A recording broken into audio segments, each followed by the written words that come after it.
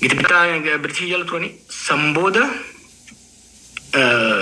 Kenyatta bulchiinsa sirna Jomo Kenyatta jala Samboda inumaa kasar hammaata bulchiinsa moo jala turani Samboda Kibaki jalatti gara multi party democracy chaani jeequmsatti illee seenanii amma stable democracy jaaruu danda'anii jiran jechuudha warra Keeniyaa. Nutis wanni amma wanni mudate waan Afrikaa san mudateedha.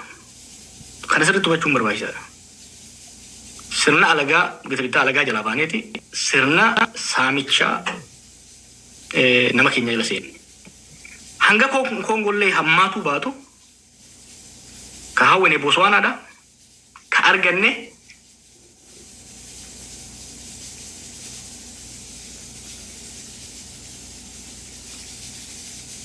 una madura alagarra rufeen ajjeefamaa tumamaa turre saamamaa turre ajjeechaan amma bifa lamaan hamtu tokkoffaa akka namni keenya akka bara murna kana ajjeefameen beeku duuti mana seente dur lolli namni keenya ka gammoojjii Harargee gammoojjii Baalee lola keessa ture saamamaa ajjeefamaa buqqaafamaa ture amma wanni uranee buqqisuu jaan jedhu kana siniimaa ture takka jira uranee balleessu uranee jechuun scattered settlement jechuudha.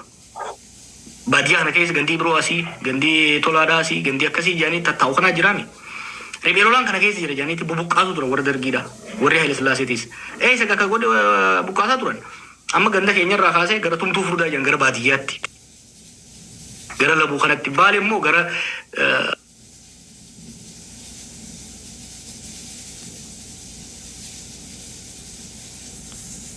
Harargee Alilii fi Jawaar Arsi.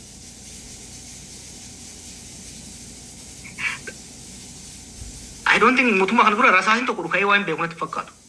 Rasaasni sargi irratti hundu kaasan. Qawwee hun qaban eeboodhaan deemu manni yoo beeytan. Santuu san keessa seenne jechuudha. So gita alagaa jalaa baanee jirra saamicha ajjecha murmuru keessa beetu maafiyaa jaarratee waan akkana deema godhutti jira jechuudha. Kanaaf kana keessa ba'uun gulantaan qabsoo ammetti jirru qabsoo boqonnaan qabsoo ammetti jirru qabsoo gita alagaa deebisuudha osoo hin ta'in qabsoo gita keenya tursiisuudha osoo hin ta'in qabsoo sirni mootummaa ummataan filame ka heeraaf seera warri filame sun tumuun bulu jaaruudha. Saamichi uummatarraa dhaabbatee uummanni waan carraaqee irratti waan hurkaasaa carraaqee irratti abbaatti ta'u jaaruudhaati qaqqabsaa jiru jechuudha. Over the last 2 years wanni godhaa turre yoo laalte we are transforming the Oromo movement. Akkamitti transform godhu jirra qabsoo sabummaa irratti hundaa'e gara jechuun alagaan nu cunqursaa ture alagaa jalaa baanaa turre jedhurraa gara qabsoo sirna haqaa fooyyeessuudha. Walqixxummaa diinagdee fiduudha. Malaamaltummaa balleessuudha. Qabsoo maafiyaa irra guunu fakkeenyaaf qabsoo nageenya lammiilee the right to life qabsoo mirgaa abbaa qabeenyummaa kana transform godhu jira jechuudha. Because a liberation movementiin keenya waggaa eegalu is a liberation movement.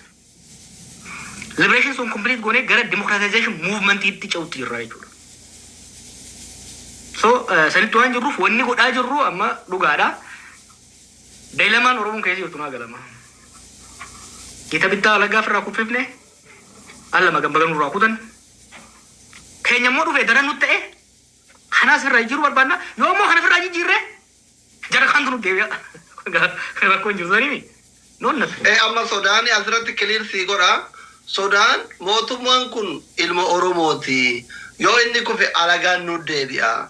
Amma ijoolleen teenya tun sadii. Ijoolleen sadiin tunni maaliifi Jawaarillee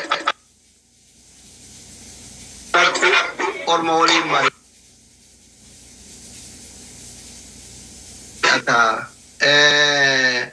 Jaalmarrolleen bosonaa jira. Abiyyillee Tigree Walloleenuu araarame. Maaliifi Jawaarii fi Abiyyiif marroo waliin mari'achuu dadhabde. Yoo amma inni ijoolleen amma aangoriirtuun kufte alagaa warra harkaa fi harma nu mure santu nutti deebi'a. Alagaan nu gabroonfaturra ijoolleen maan ta'een akka feete goote nusamte nutumte nu habulchitu insal panna wara jedhu jirama waan garati mal jettan Taboda san waan jannati fakkaatu. Taboda san nutumte nusamte nu habulchitu son tahin. Taboda san injan. Kan jan. Ana umma di yarra hin daga iso yarra hin. Udah dari janji. Alaga jala deebun fedani. Alaga jala deebun fedani. Roron tura karra daawatu barbaadan. Kan wakkasimi. akkan Qabsoonni godhaa jirrus talagaa deebisuu timi. Wanta akka jalamura Oromoo tan amma booda Raashiyaa fi Ameerikaan osoo wal taatee dhufte bulchuu hin dandeessu. Nuu kadhannee yoo taate malee bulchuu hin dandeenyu. Tokko uummanni akka malee siyaasaadhaan dammaqee jira. Osoo nama cafaquun osoo Oromoo cafaquun harka kennisiifte Abiyyi harka kennisiisa. Cafaquun osoo harka kennisiifte Oromoo namni akka bara Abiyyitti cafaqee hin jiru. Ajjeesuudhaan hidhuudhaan saamichaan cabsuudhaaf jechuudha. Cabuu hin danda'u tokko. Lamaffaa jabalatanii hoggaa laaltan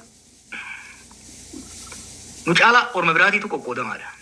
Nuti miliyoona meeqa seenessa zamana tokko miliyoona hoggaa jirru gaaf tokko Oromoon kun 20 jenni gaafa kan lafuma kan 30 ga'eetti yan gaafa kan 50 geenye. Oromoon kunis 20 30 doyeen amma meeqa 60 jechuu jiranis yaa. Ummanni dilli kuni paartii sadii qofa qaba. Nama sadii qofa maqaa dhooyitee yaadate amma. Warri lakkoo isaan nu gadi 13 qaba. Ifi seduu gadi hin qabina. Qabsoon Oromoodha. Siyaasni Oromoo hedduu itti taadha. Hanga namni yaadu kanaa miti. Saboonni hedduu lakkoo isaan fraction parsantii takka deenya hin taane paartii 13 qaban. Wallee hafoo sirrii. Matootii Oromoodhaa yoo lakkoo dhooyite diidama hin geenyu. Oromoon amma bakka lama jirti silitti hima. The half and the half notes. Warra aangoo qabeenya argatee saamu jiruu fi warra saamamu jiru jechuudha. So akkasiin ilaaluun barbaachisaadha. Ormini deebi'a ka jiru kanaas ni beekna warra. Lamaanuu godhuu dandeenya nu. Saamichaaf ajjechaan irraa akka dhaabatu gochuu roorroon kaleessaatis akka hin deebine. Taqabnu jabeeffachaa tanurraa irraa duguuttachuu ni dandeenya. Qabsoon amma godhaa jirrus ajandaa biisanii eenyu seet godhu jirama. Who is doing it? We're doing waan godhamu qabu godhu jirra jechuudha. Abiyyoo kutee maal daleenii jira. Akkama bara ashaaturummaas barannee jira. Siistamaas barannee jira. Amma Itoophiyaa kana dur ittuma qabsaa'u turre. Muuxannoo riizistaansii qofa qabamna. Siyaasni siyaasa qabsoodhaa wal'aansoodhaa qofa turte jechuudha. Amma garamitti jeene bulchiinsaas barachuu jirra amma. Waggoota 8 kana nu saamaatis nu ciraatis wanni irraa argannees ni jira. Birookiraasii barachuu jira jechuudha. Birookiraasii of course waggoota 35 dabre kana wanni Oromoon bildu tokko jiraate state would build godhaa dhufe. Birookiraasii keessa seenaa dhufe. Security keessa seenaa dhufe. Hoggaa seenu immoo eenyummaa qabannees kan seenaa jiru jechuudha. Kanaaf jarhaantu dhufa maaltu dhufa jau hundatti mul'atu dhufuus hin danda'u dhufuus turuu hin danda'u.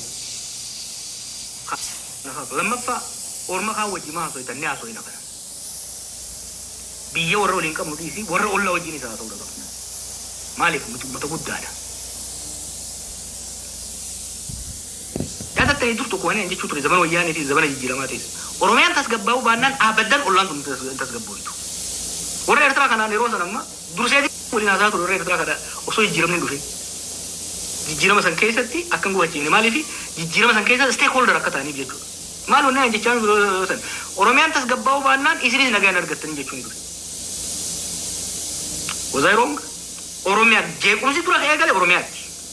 Abiyyiinis walii jechuun ture maali? Oromiyaa tasgabbeessitee uummata kana xaarii waggaa 50 kana xiqqoo irraa gadi qabuu baannaan abadan sireen ta'e tasgabbaa'uu sireen tolfatee taa'uu hin dandeessu jechuun ture. Iddeen haaphan. Kanaaf nuti wanni godhuu qabnu maali? Eertiraan jeeqamaa nuti nagaa argachuu hin dandeenyu. Suudaan jeeqamaa nagaa argachuu hin dandeenyu. Balaan Suudaan bara amma uummata keenya Wallaggaatti dhiibee dhufu jira. So hawaasa naannoo keenya jiru wajjin ni haasofne kan hoggaa haasofne immoo iftaanee taasofne maxxantuu taateeti miti dhagaa oromoon arbi illeetti irratti maxxanus illeettis irratti macalaaseeti ifiifis caccaba arbi garuu sodaatee hollatee namarraan dheeysu kanaaf waan goonu sirri beekna hubannoodhaan deemuun itti jirra gaafiin itti aantoota Tamurti guutuu gaafii diinagdee dhimma dinagdee see my point reeboonii jechuun ture maali waggoota dabre kan amma qabsoo oromoo transform godhu jira beeki gaafa qabsoo qeerrootiis oromiyaa shaalbii firirraay oromoo faras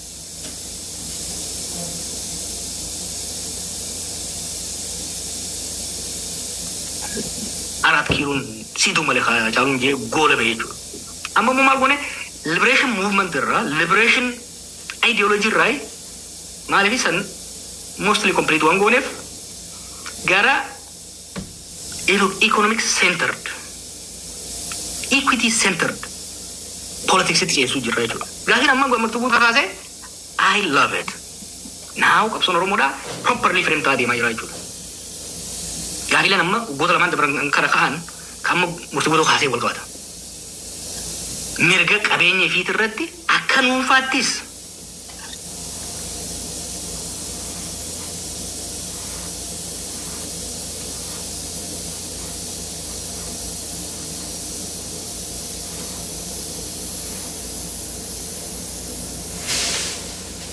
jimaan kun nagaan dhufee Adaamaa fi Finfinneetti gurguramu.